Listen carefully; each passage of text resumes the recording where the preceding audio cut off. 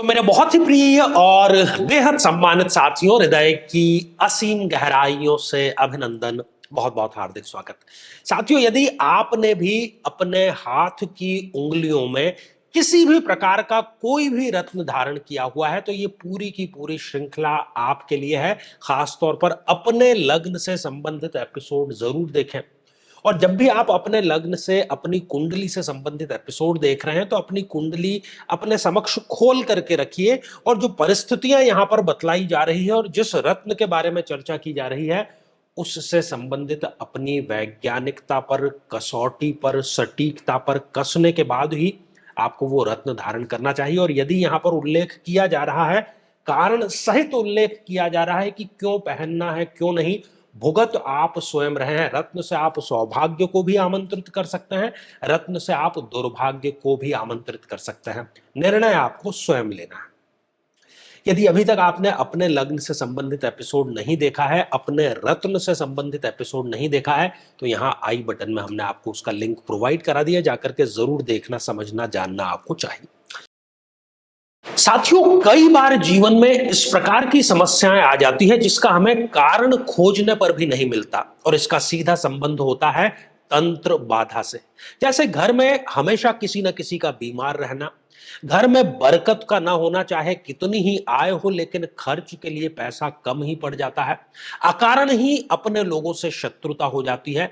ये सीधे सीधे तंत्र बाधा की तरफ इशारा करते हैं। यदि आप या आपका परिवार इससे पीड़ित है तो आगामी 12 नवंबर 2025 जो कि काल भैरव जयंती है, विशेष रूप से मैं स्वयं और हमारे जो कर्मकांडी पंडित हैं बटुक भैरव स्तोत्र का पाठ करेंगे। अधिक जानकारी के लिए आप हमारे नंबर पर संपर्क अवश्य करें। तो आइए साथियों, वृषभ लग्न की जन्म पत्रिका, शुक्र इसके लग्नाधिपति हैं और शनिदेव इसमें एक अति योग कारक ग्रह हैं। बहुत अच्छा रिजल्ट, बहुत बेहतरीन रिजल्ट देने वाले वो ग्रह बनते हैं। लेकिन फिर भी कुछ परिस्थितियां ऐसी हैं जहां पर वृषभ लग्न के होते हुए भी आपको शनि का नीलम धारण नहीं करना चाहिए। आइए साथियों, एक एक भाव में हम जानते हैं कि कब या क्यों शनिदेव का रत्न नीलम पहनना या नहीं पहनना चाहिए। साथियों, यदि इस जन्म पत्रिका में शनिदेव स्वयं ही लग्न में विराजमान है, अति उत्तम रहेगा कि आप नीलम धारण करें। बहुत सुंदर आपको रिजल्ट प्रदान करेगा, आपके व्यक्तित्व का विकास करेगा, आपके स्वास्थ्य को बहुत अच्छा रखने का कार्य करेगा, आपकी पूरी की पूरी पर्सनैलिटी को निखारेगा, सम्मान में, धन में, प्रतिष्ठा में, शक्ति में, सब में ये वृद्धि करने का कार्य करेगा। चौतरफा आप जो है वो पॉजिटिव रिजल्ट ही इससे पाएंगे। साथियों, यदि शनिदेव इस द्वितीय भाव में विराजमान है, यहां पर भी आप शनिदेव का रत्न नीलम अवश्य धारण करें। यह आपको धन भी प्रदान करेगा, ये आपको अपने खानदान में, कई बार तो अपने गांव में और कई बार तो अपने पूरे शहर में सबसे प्रतिष्ठित व्यक्ति बनाने का कार्य करेगा। आपकी जो वाणी है वो न्याय प्रिय होगी, कन्विंसिंग होगी, वाणी में वजन होगा, किसी को भी जो बात कह देंगे वो बात मानने के लिए सामने वाला बाध्य जरूर हो जाएगा। साथियों, यदि शनिदेव इस तृतीय भाव में विराजमान हो जाएं, यहां पर भी आप नीलम धारण कर सकते हैं। कई लोगों को इस पर आपत्ति होती है कि मेहनत को एक्टिवेट करेगा, तो यदि मेहनत को एक्टिवेट कर रहा है तो इसमें आपत्ति क्या है? आप आज मेहनत करते हैं, फल जो है वो बाद में मिलता है, तो मेहनत बढ़ना मेरी नजर में कहीं पर भी गलत नहीं है। ये आपकी महत्वाकांक्षाएं बड़ी करेगा, सपने बड़े करेगा, मेहनत बड़ी करेगा और फिर रिजल्ट भी आपको बड़ा ही मिलेगा। इसलिए आप निसंदेह नीलम जो है वो धारण आप कर सकते हैं। साथियों, यदि शनिदेव इस चतुर्थ सुख के भाव में विराजमान है, यहां पर भी आपको अवश्य ही नीलम धारण करना चाहिए। यह भौतिक सुख संपदाओं का युग है, धन से खरीदी जाने वाली चीजों का युग है। तो भौतिक संपदा के यदि आप लालायित तो हैं, चाहते हैं, तो अवश्य आपको नीलम धारण करना चाहिए। घर, गाड़ी, विदेश यात्राएं, गैजेट्स, सब कुछ आपको अवश्य ही प्राप्त जरूर होंगे। साथियों, यदि शनिदेव इस पंचम भाव में विराजमान है तो यहां पर भी आप नीलम अवश्य अवश्य और अवश्य धारण करें। ये आपको आकस्मिक धन कहां ना कहीं से ला करके ही देता रहेगा, प्रेम संबंधों को बहुत अच्छा बढ़ाएगा, शेयर मार्केट में आपके परफॉर्मेंस को बहुत अच्छा बढ़ाएगा, और साथ ही ये एक भाग्यशाली संतान भी आपको अवश्य देगा, जिस संतान की प्राप्ति के बाद में आपको पंख लग जाएंगे और सफलता के शिखर पर आप अवश्य पहुंच जाएंगे। साथियों, यदि शनिदेव उच्च के होकर के इस छठे भाव में विराजमान है, अब यहां पर सिद्धांत तो उल्टा हो गया। कई लोगों को गलतफहमी, और वो गलतफहमियां ही हम दूर कर रहे हैं। सभी कहते हैं कि योग कारक ग्रह है, उच्च का है, लेकिन वो कहां पर विराजमान है? वो त्रिक भाव में विराजमान है। यहां पर आपको गलती से भी नीलम धारण नहीं करना है। यदि आप नीलम धारण करेंगे और स्वयं आप देखेंगे कि किसी न किसी प्रकार के रोग को आप स्वयं आमंत्रित कर रहे हैं, मांसपेशियों से संबंधित रोग को, नर्वस सिस्टम से संबंधित रोग को, जिसको तंत्र का तंत्र से संबंधित रोग कहते हैं, आगे चल करके ये लकवे में भी तब्दील हो सकता है। कोई ना कोई लाइलाज रोग यहां पर नीलम आपको अवश्य दे देगा। ऋण के ऐसे जाल में वो फंसा देगा जिसमें से निकलना आपके लिए मुश्किल हो जाएगा। अपने ही लोग आपसे शत्रुवत व्यवहार शुरू कर देंगे। पग पग पर अपमानजनक स्थितियां, जीना जो है वो दूभर हो जाता है। कोर्ट कचहरी मुकदमा, किसी न किसी प्रकार के नशे का सेवन, दुर्घटनाएं, और तो और छोटी बड़ी जेल यात्रा भी ये व्यक्ति को अवश्य करा देगा। साथियों, यदि शनिदेव इस सप्तम भाव में विराजमान हो, यहां पर आप निसंदेह नीलम अवश्य धारण करें। ये शादी यदि नहीं आपकी हो पा रही है तो उस भाव को एक्टिवेट करके शीघ्र और शुभ विवाह भी जरूर संपन्न करा देगा। दाम्पत्य जीवन में छोटी या बड़ी कैसी भी कलह है उसको ये शांत कर देगा। पार्टनरशिप में यदि आप बिजनेस करते हैं तो आपको नीलम अवश्य धारण करना चाहिए। साथियों, यदि इस अष्टम भाव में शनिदेव विराजमान है, यहां पर भी पुनः वही स्थिति की नीलम धारण नहीं करना है। यदि नीलम धारण करेंगे तो मृत्यु तुल्य कष्ट जैसी स्थितियां, पुराने जो गड़े मुर्दे हैं उसको उखाड़ने जैसी स्थितियां, किसी न किसी प्रकार के झूठे आरोप लगना, दुर्घटनाएं, अपमान, नशे का सेवन, किसी ऐसे जाल में फंस जाना जहां पर गलत संगत की वजह से आप भी उसमें डूब सकते हैं, तो मृत्यु तुल्य कष्ट नीलम आपको धारण करने पर दे सकता है। इसलिए गलती से भी आपको नहीं पहनना है। पहना हुआ है तो तुरंत प्रभाव से आप उसको उतार दीजिए। साथियों, यदि शनिदेव स्वग्रही होकर के इस भाग्य भाव में विराजमान हो, अति उत्तम स्थिति, अवश्य ही आप नीलम धारण करें।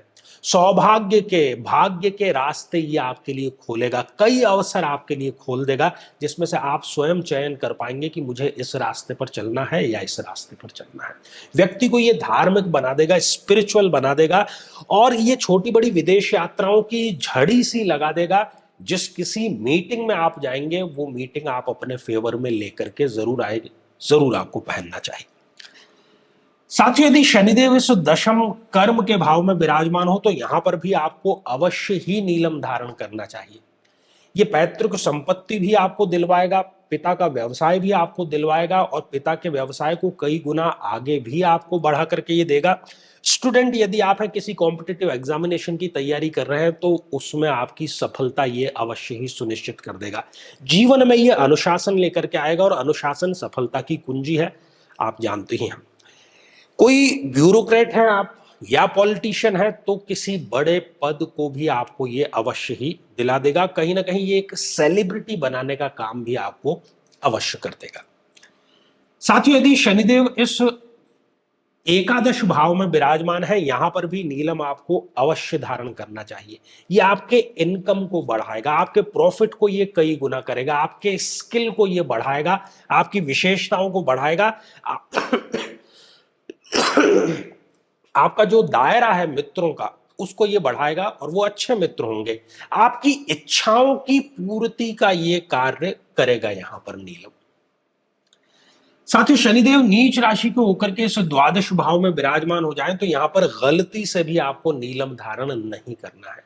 यहां पर धारण किया हुआ गया जो नीलम है वो आपके लिए अपमानजनक स्थितियां लेकर के आएगा, खर्चे लेकर के आएगा, कर्ज लेकर के आएगा, रोग लेकर के आएगा, विवाद लेकर के आएगा, किसी न किसी प्रकार का नशा लेकर के आएगा, किसी न किसी प्रकार की गलत संगत लेकर के आएगा, विदेश से कोई बड़ा धोखा लेकर के आएगा, और छोटी बड़ी ये जो विदेश यात्रा है उसको भी ये आपके नाकाफी कर देगा, और साथ ही जेल यात्रा का योग भी आपको ये अवश्य बनाता है। तो ये सारी परिस्थितियां हैं, और जहां जहां पर आपको मना किया गया है वो नीलम आपको धारण नहीं करना है, तो नहीं धारण करने का कोई मुहूर्त नहीं होता है, तुरंत प्रभाव से अभी आपको उसको उतार देना चाहिए। तो साथियों, ये तो था वृषभ लग्न से संबंधित, और ये श्रृंखला हमारी आगे भी ये जारी रहेगी। तो दो महत्वपूर्ण सूचनाएं साथियों आपके लिए हैं। आमतौर पर हमें लगता है, और कई लोग ऐसा महसूस भी करते हैं, जो सत्य भी है, कि उन पर किसी प्रकार की तंत्र बाधा कर दी गई है, कोई जादू टोना है, कोई ऊपरी प्रभाव है, कोई नजर है। तो बहुत सुंदर अवसर है आपके लिए। 12 नवंबर काल भैरव जयंती है, और भगवान शिव के ये साक्षात 5वें अवतार माने जाते हैं। आप किसी भी शिव मंदिर में जाते हैं, खासतौर पर ज्योतिर्लिंग में, तो वहां पर आप भैरव के जब तक दर्शन नहीं कर लेते, वो पूरा दर्शन काउंट नहीं होता है।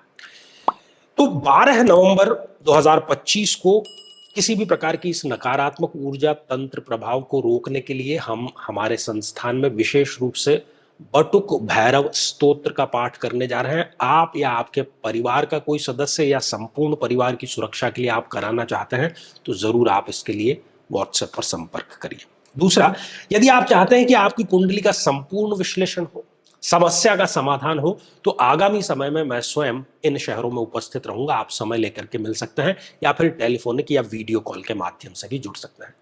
तो साथियों, आज के लिए केवल इतना ही, और इसी मंगल कामना के साथ में कि आप सभी स्वस्थ, समृद्ध और शांतिपूर्वक जीवन व्यतीत करें।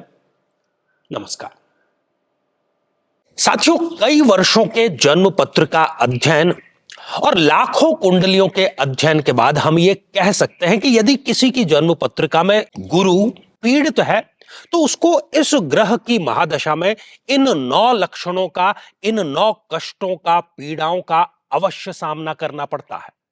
व्यक्ति मोटापे से ग्रसित रहता है, शरीर के किसी न किसी हिस्से में उसको गठान की समस्या रहती है, संतान या तो होती नहीं, होती भी है तो व्यक्ति संतान से पीड़ित ही रहता है, पढ़ाई में व्यक्ति के बाधा अवश्य आती है, अपना घर बनाने का सपना सपना ही बना रहता है, जीवन में निरंतर अपमानजनक स्थितियों का सामना करना पड़ता है, खासतौर पर लीवर से संबंधित किसी न किसी प्रकार की पीड़ा सदैव बनी रहती है, याददाश्त की कमजोरी रहती है, और साथ ही यदि युवा हैं तो सही समय पर विवाह संपन्न नहीं हो पाता है। लेकिन साथियों, यदि आप भी इन सभी कष्टों से स्थायी और सटीक मुक्ति प्राप्त करना चाहते हैं, तो उसका तरीका है इस ग्रह की महादशा मंत्र साधना दीक्षा, जो विशेष रूप से आपके नाम, आपकी जन्मतिथि के अकॉर्डिंग की जाएगी, और गुरु दीक्षा के माध्यम से अभिमंत्रित माला भी आपको प्रदान की जाएगी, ताकि न केवल ये सारे कष्ट दूर हों, बल्कि ये पूरी की पूरी महादशा आपके लिए शांतिदायक और सुख समृद्धिदायक साबित हो।